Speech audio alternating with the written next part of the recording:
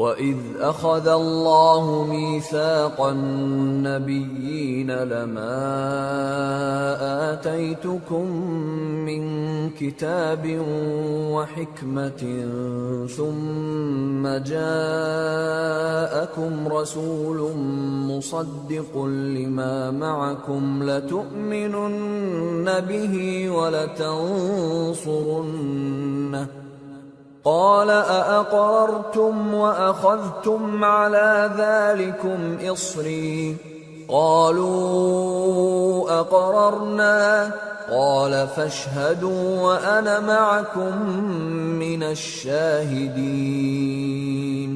فمن تولى بعد ذلك فأولئك هم الفاسقون। और जब अल्लाह ने पैगंबरों से अहद लिया कि जब मैं तुमको किताब और दानाई अता करूं फिर तुम्हारे पास कोई पैगंबर आए जो तुम्हारी किताब की तस्दीक करे तो तुम्हें जरूर उस पर ईमान लाना होगा और जरूर उसकी मदद करनी होगी।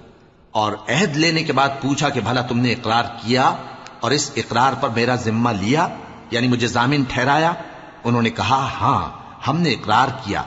फरमाया कि तुम इस अहद पैमान के गवाह रहो और मैं भी तुम्हारे साथ गवाह हूं।